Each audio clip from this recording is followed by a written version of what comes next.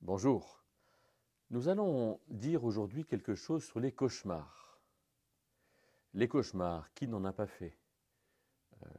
Je me souviens, dans l'adolescence notamment, avoir fait de nombreux cauchemars et en être oppressé, en être troublé, puis ne pas savoir à quoi les attribuer ou comment les comprendre. J'ai rêvé que je rentrais dans des sortes de grottes et que la taille de la grotte diminuait jusqu'en être coincé. Peut-être aussi d'autres cauchemars dont je ne me souviens plus, mais qui voulaient certainement dire quelque chose.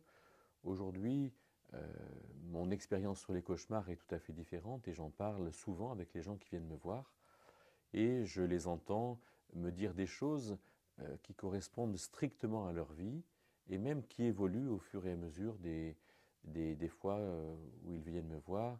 Je pense notamment à cette personne qui m'a rêvé qui m'a dit qu'elle rêvait qu'elle était dans un château en ruine et quand elle a pris conscience que ce château représentait pour elle l'Église, alors quelques semaines après, elle m'a dit que l'escalier avait été reconstruit. Intéressant de voir comme son cauchemar était tout à fait lié à sa vie personnelle. Alors, ce cauchemar est un langage, c'est sûr, mais lequel? Freud a écrit au début du XXe siècle, vers 1900, des rêves et de leur interprétation, mais est-ce qu'on peut donner de la crédibilité à cette manière de voir les choses?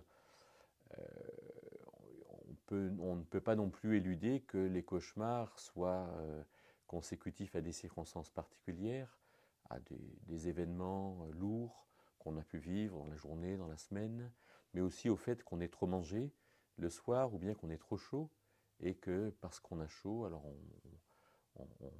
on vive quelque chose dans notre sommeil.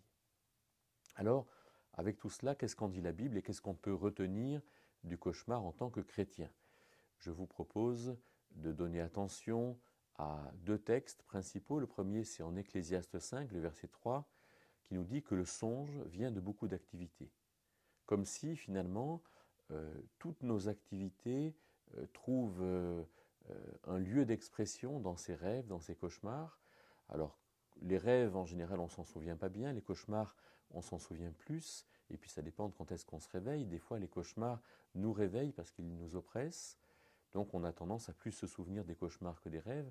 Mais il me semble bien, compte tenu de ce que les gens me racontent, que les cauchemars sont, comme les rêves, l'évocation de notre vie, à ceci près que on se souvient plus des cauchemars et qu'il semble bien, il me semble bien, que les cauchemars contiennent des codes.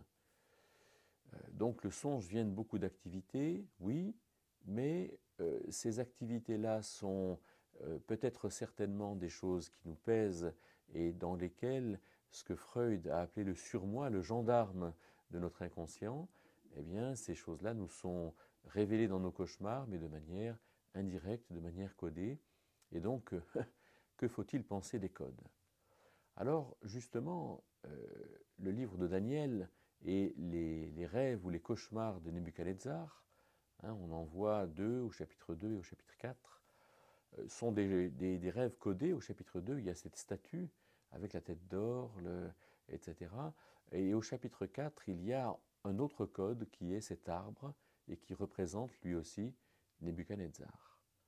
Alors, si on peut convenir du fait qu'il y a un code, puisque Daniel va traduire ce code dans ce chapitre 4 en disant à Nebuchadnezzar qu'il est, lui, l'arbre, et que ces 7 temps sont 7 années pendant lesquelles Nebuchadnezzar va finalement avoir, on pourrait dire, un épisode de maladie mentale.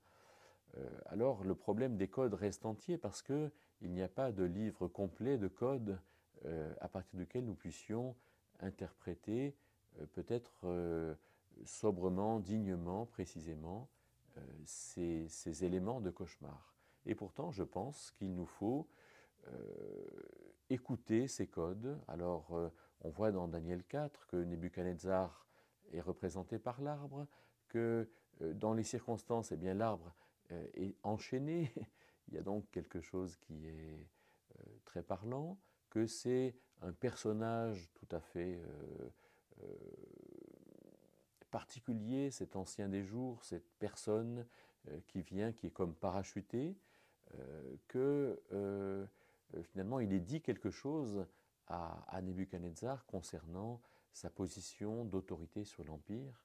Donc voilà une lecture des codes, mais je crois que c'est à nous d'écouter nos cauchemars, à nous de comprendre les lieux, les personnages, les actions, les différents états que nous pouvons vivre et de comprendre que par ces rêves ou ces cauchemars, Dieu nous appelle à tirer quelque chose. Alors si nous ne les comprenons pas, nous pouvons peut-être en parler avec ceux qui sont autour de nous et dire voilà, ben, j'ai rêvé ça dans mon cauchemar, qu'est-ce que tu en penses? De quoi est-ce qu'à ton avis, tu me connais un petit peu, ces codes veulent parler, qu'est-ce qu'ils expriment?